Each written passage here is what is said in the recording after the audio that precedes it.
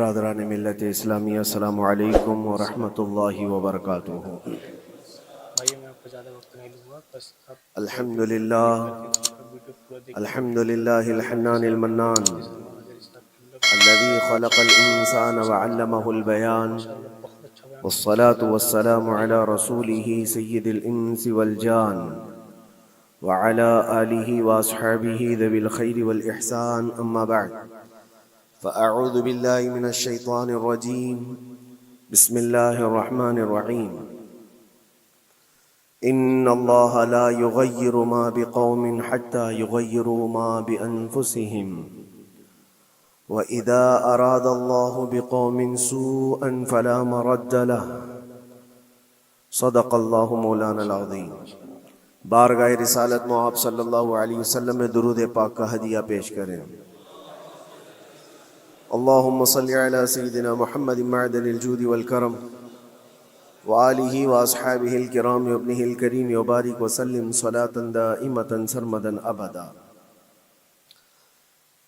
حالات زمانہ کے اعتبار سے اور ہماری حالتوں کے اعتبار سے ایک بہت ہی عمدہ شعر ہے جو بالکل صادق آتا ہے۔ قوت فکر و عمل پہلے فنا ہوتی ہے، قوت فکر و عمل پہلے فنا ہوتی ہے جب کسی قوم کی شوکت پہ زوال آتا ہے۔ یوں ہی کوئی قوم نہیں مرتی، کسی قوم کے اوپر زوال آتا ہے تو سب سے پہلے اس قوم کے اندر سوچنے سمجھنے کی صلاحیت ختم ہو چکی ہوتی ہے، تب جا کر کے زوال آتا ہے۔ آج اس شعر کو میں پڑھتا ہوں تو محسوس ہوتا ہے کہ ہماری قوم پر یہ شعر صادق آتا ہے۔ قوت فکر اور عمل یہ پہلے رخصت ہو گئی ہے، جس کی وجہ سے یہ زوال آ رہے ہیں۔ لوگ اب حادثوں پر بیٹھ کر کے چرچا کرتے ہیں، حادثہ ہونے سے پہلے جو فکر ہونی چاہیے وہ مفقود ہے۔ گھر جلنے کے بعد پھر میٹنگ کرنے کا مطلب کیا ہے؟ اس سے سیفٹی کے لیے پہلے سے انتظامات ہوں تو اس کو لائق و فائق اور دانش مندی سمجھا جائے گا۔ آج کے وہی حالات ہیں میرے عزیزوں۔ آپ کو پتہ ہے کچھ قومیں ایسی ہیں جو فیوچر پلاننگ کے لیے 100 سال کے بعد کا سوچتی ہیں، جبکہ یہ اسلام کا حصہ تھا۔ نبی کونین صلی اللہ علیہ وسلم نے 1400 سال بعد ہونے والی چیزوں کی پیشین گوئی فرمائی کہ نہیں فرمائی؟ اللہ کے نبی صلی اللہ علیہ وسلم نے 1000 سال بعد پیدا ہونے والی چیزوں کو پہلے سے بتایا تھا کہ نہیں؟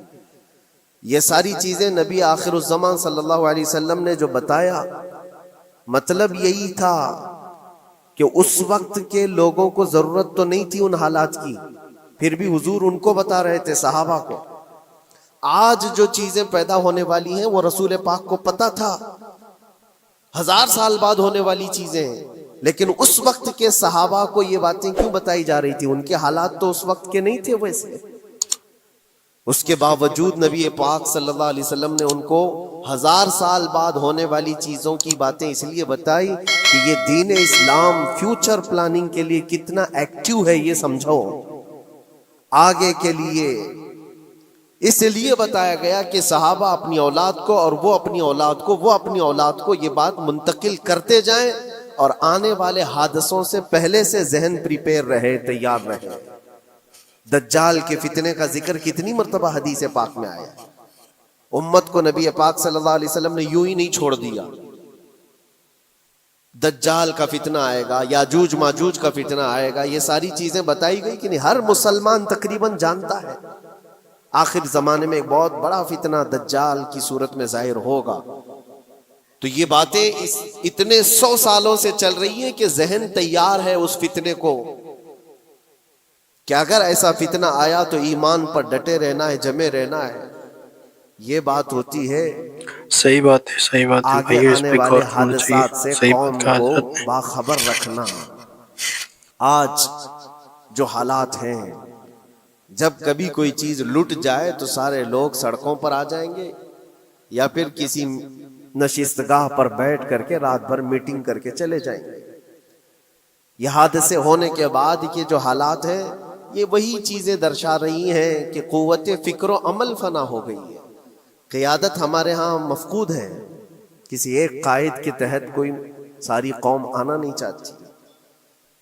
آپ کیا سمجھتے ہیں کہ جو ہمارے ساتھ حالات پیش آ رہے ہیں، کبھی مسجدوں کو لے کر، کبھی خانقاہوں کو لے کر، کبھی بزرگوں کے نام کو لے کر، اب ہمارے وقف کی جائیداد کو لے کر، یہ سارے جو معاملات ہیں یہ اچانک آنے والی چیزیں نہیں ہیں. بھانپ لیا گیا ہے تمہاری پوری طبیعت کو، تمہارے مزاج کو، کہ فکر و عمل کی قوت ان کی ختم ہو چکی ہے. ان کو دو چند چیزوں میں ہی راضی کیا جا سکتا ہے. دنیا یہ سمجھ رہی ہے، جس کی وجہ سے کھلواڑ پر کھلواڑ ہوتے چلے جا رہے ہیں، اور ان کو یہ بھی پتہ ہے کہ یہ کچھ نہ کر سکیں گے. میرے عزیزو، آپ نا امید اور مایوس نہ ہو کہ ہم سے کچھ نہیں ہوگا. اللہ کریم چاہے تو ایک بندے سے بھی پوری دھرتی پر زلزلہ لا سکتا ہے. اللہ کریم کی ذات پر یقین اور توکل رکھو. سرکار غریب نواز ہندوستان آئے تھے تو بہت بڑی فوج لے کر نہیں آئے تھے، اللہ کی ذات پر بھروسہ کر کے آئے تھے، اور 90 لاکھ لوگوں کے دلوں میں چراغ اسلام جلا دیا تھا. وہ یقین اور توکل کے ساتھ آئے تھے.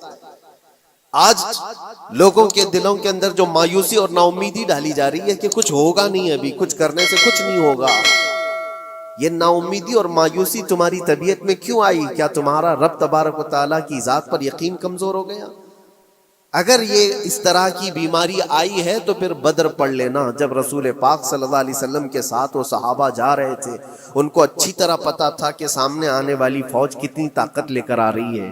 1000 لوگ آ رہے ہیں، ہاتھی گھوڑے ان کے پاس، ہتھیار اور اسباب ان کے پاس ہے، کھانے پینے کی مزے کی ساری چیزیں لے کر کے آ رہے تھے مکہ والے. اور ادھر صحابہ ننگے پیر ہیں، 313 کے پاس 4 گھوڑے ہیں، پیدل چلے آ رہے ہیں. چھاؤں لینے کے لیے کوئی جگہ تک نہیں ہے ان کے پاس. ایک کھجور کسی کے پاس ہو تو 10 لوگ اس پر اکتفا کر لیں. فاقے پر فاقہ کرنے والے وہ صحابہ، لیکن انہوں نے یہ نہیں کہا کہ اللہ کے نبی صلی اللہ تعالی علیہ وسلم سے کہ ہمارے پاس اسباب کی کمی ہے، ہتھیار کی کمی ہے، کچھ نہیں ہمارے پاس، سواری نہیں ہے. بغیر سواری کے 180 کلومیٹر مدینے سے چل کر کے وہ بدر پہنچے تھے، بدر تک پہنچے تھے. اور اس وقت اپنی ساری محنتیں، اپنی ساری قوتیں انہوں نے زمین پر لا کر رکھ دی. پھر بدر کے میدان میں جب پہنچے تب اللہ کریم کی بارگاہ میں دعا کیا تھا میرے مصطفیٰ نے، اے اللہ اگر اس نہتی قوم کو تو نے فتح نہیں دی تو پھر قیامت تک اس روئے زمین پر سجدہ کرنے والا کوئی نہیں ہوگا. یہ محبوبانہ انداز تھا میرے مصطفیٰ کا. وہ دعا مدینے میں بیٹھ کر کے بھی تو کر سکتے تھے. 180 کلومیٹر دور اتنی مصیبت میں دھوپ میں چل کر کے جانے کی کیا بات تھی؟ ننگے پیر صحابہ گئے ہیں، فاقے پر فاقہ کیے ہوئے.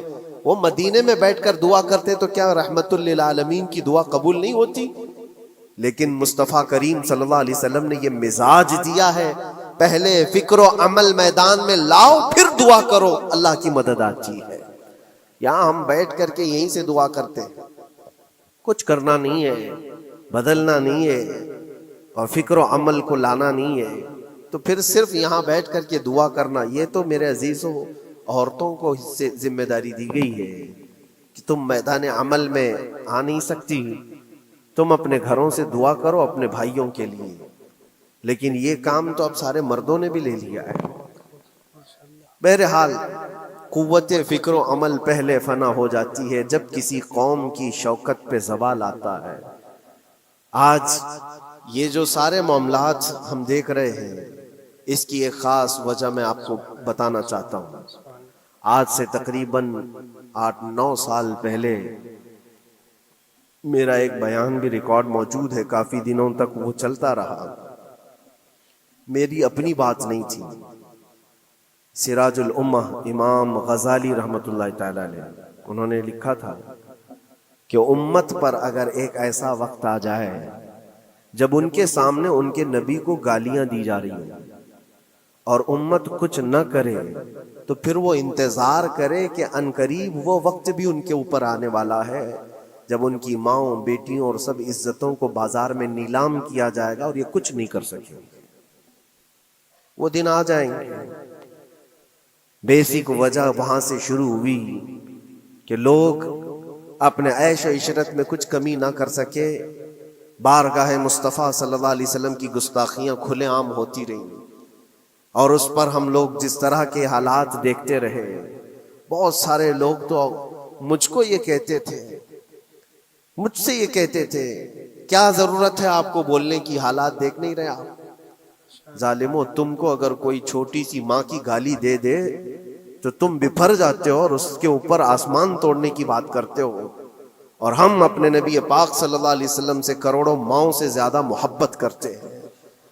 اس رسول پاک صلی اللہ تعالی علیہ وسلم پر کوئی بھونکتا رہے اور اس کا جواب نہ دو، تم یہ کہتے ہو مصلحت ہے؟ حالات ایسے ہیں، تو پھر اپنا یہ لباس بدل دینا چاہیے، اپنا نام بدل دینا چاہیے۔ پھر اس دائرہ اسلام میں رہ کر کے مطلب کیا ہے؟ اسی لیے اقبال نے 100 سال پہلے ایک مزاج دیا تھا، ایمان ہے کیا چیز، اسلام ہے کیا چیز؟ تم کیا سمجھتے ہو داڑھی ٹوپی اور جبے کبے کا نام اسلام ہے؟ اسلام کیا ہے؟ اقبال نے کہا تھا کہ بارگاہ مصطفیٰ صلی اللہ تعالی علیہ وسلم کے قدموں تک اپنے آپ کو پہنچا دو، یہی دین ہے، یہی دین ہے۔ گر بہو نہ رسیدی تمام ابو لہبیس، اور اگر تم وہاں تک نہیں پہنچ سکے تو زندگی ابو لہب کی طرح۔ دین یہ ہے، آبرو ماں زنام مصطفیٰ است، ہم سب کی عزت و آبرو حضور کے نام سے جڑی ہوئی ہے، ان کے نام سے جڑی ہوئی ہے ہماری عزت و آبرو، اور تم اس نام کی حفاظت نہیں کر سکو گے تو آگے یہ سب چیزیں آنے والی ہیں جو آ رہی ہیں۔ آج لوگ آج واویلا مچا رہے ہیں۔ یہ بات یاد رکھنا، شیطان کبھی فجر کی نماز کے لیے اٹھا نہیں سکتا، اور اگر اٹھا رہا ہے تو پھر اس کا کوئی مقصد ہے۔ شیطان اور نماز،